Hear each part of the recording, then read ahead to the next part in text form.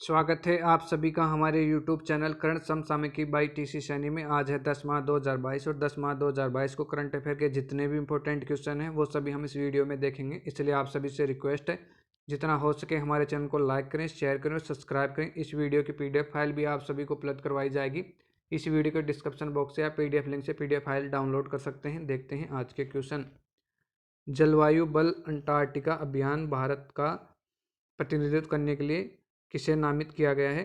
तो हाल ही में 2041 जलवायु बल अंटार्कटिका अभियान में भारत का प्रतिनिधित्व करने के लिए आरुषि वर्मा को नामित किया गया है।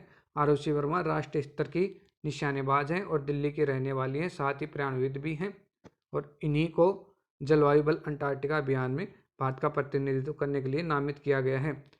अब जलवायु बल अंटार्कटिका अभियान में क्या होगा? तो इस अभियान में अगली पीढ़ी के सस्टेनेबिलिटी चैंपियन को प्रशिक्षित करने और विकसित करने और निगमों को उनकी स्थिरता समाधान में मदद करने के लिए इसका आयोजन किया जा रहा है और इसका आयोजन मार्च 2022 में किया जाएगा। देखते हैं next question. Freedom of the world report 2022 ने भारत को किस स्थान पर रखा है?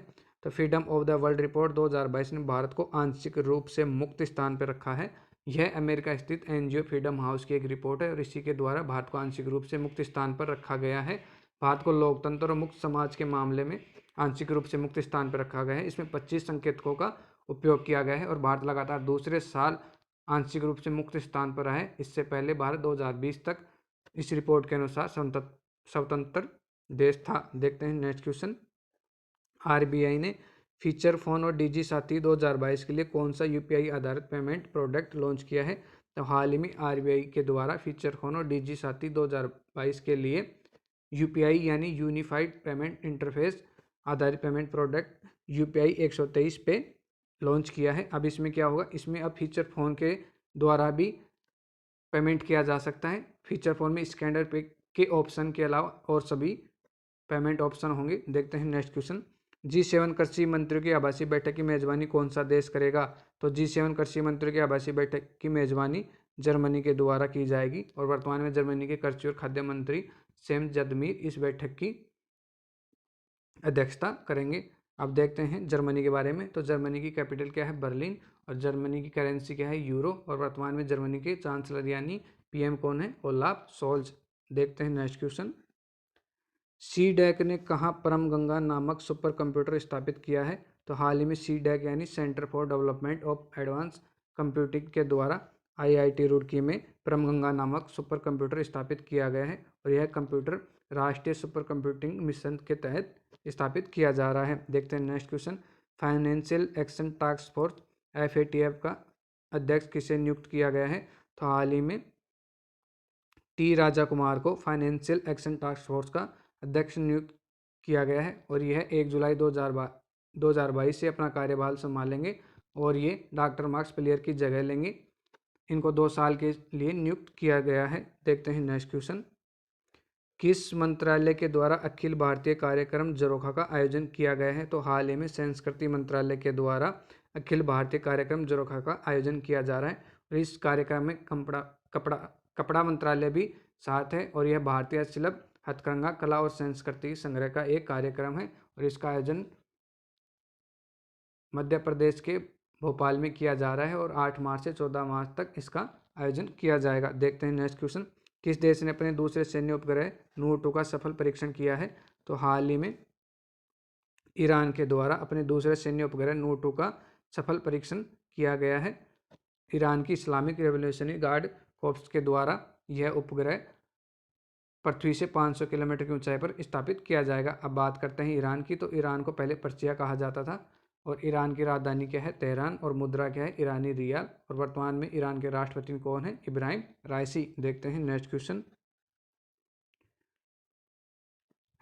#लक्ष्मी फॉर लक्ष्मी पहल किसके द्वारा लॉन्च की गई है? तो हाल ही में #लक्ष्मी फॉर लक्ष्मी पहल HDFC म्यूचुअल फंड के द्वारा लॉन्च की गई है और यह महिलाओं के नेतृत्व वाली वित्तीय सशक्तिकरण पहल है और इसमें एक अनूठी मिस कॉल सेवा के तहत महिलाओं निवेशकों को एक महिला वित्तीय विशेषज्ञ से जोड़ा जाएगा। अब बात करते हैं HDFC की। तो HDFC की स्थापना कब हुई?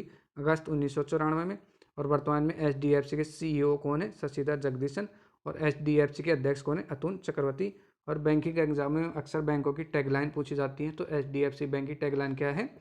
हम आपकी दुनिया को समझते हैं।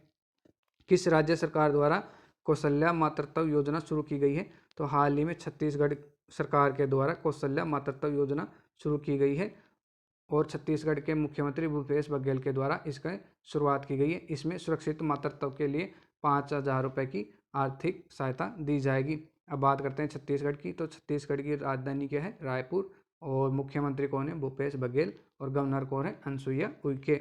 देखते हैं नेक्स्ट क्वेश्चन।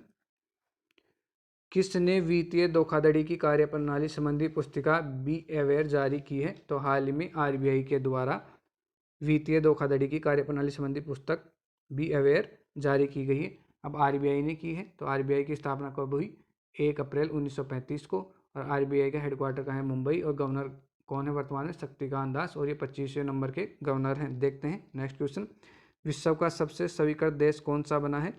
तो हाल ही में विश्व का सबसे स्वीकृत देश रूस बना है। इससे पहले ईरान था, जिसको 3616 प्रतिबंध लगाए गए थे। लेकिन जब से रूस और यूक्रेन का युद्ध छिड़ा है उससे के बाद से, यानी 22 फरवरी 2022 के बाद से 2778 नए प्रतिबंध लगाए गए हैं रूस के ऊपर। और यह न्यूयॉर्क स्थित प्रतिबंध निगरानी सूची साइट कैस्टेलम AI के अनुसार बताया जा रहा है। अब देखते हैं रूस के बारे में। तो रूस की राजधानी क्या है? मॉस्को। और मुद्रा क्या है? रूसी रूबल। और वर्तमान में रूस के राष्ट्रपति कौन है? Vladimir Putin. देखते हैं next question. School health clinic का उद्घाटन कहाँ किया गया है? तो हाल ही में स्कूल हेल्थ क्लिनिक का उद्घाटन दिल्ली में किया गया है। दिल्ली के मुख्यमंत्री श्री अरविंद केजरीवाल और डिप्टी मुख्यमंत्री मनीष सिसोदिया के द्वारा स्कूल हेल्थ क्लिनिक का उद्घाटन किया गया है। इसके अंदर छात्रों के इंडिविजुअल चेकअप किया जाएगा और यह इस दिल्ली के 20 स्कूलों में शुरू किया गया है।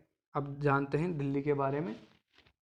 तो देश के पहले स्मोक टावर का उद्घाटन दिल्ली में हुआ। ई कचरे से निपटने के लिए देश के पहले ई वेस्ट इको पार्क को मंजूरी दिल्ली में दी गई। और जय भीम मुख्यमंत्री प्रतिभा विकास योजना की शुरुआत भी दिल्ली में की गई। देखते हैं नेक्स्ट क्वेश्चन।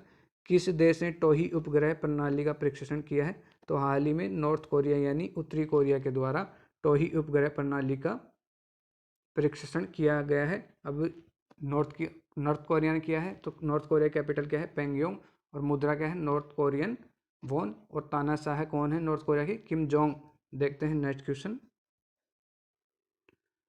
पूसा कृषि विज्ञान मेला 2022 कहाँ आयोजित किया गया है? तो पूसा कृषि विज्ञान मेला हाल ही में दिल्ली में आयोजित किया गया है। कल यानी 9 मार्च को इसका आयोजन किया गया है। आज के लिए इतना ही। धन्यवाद।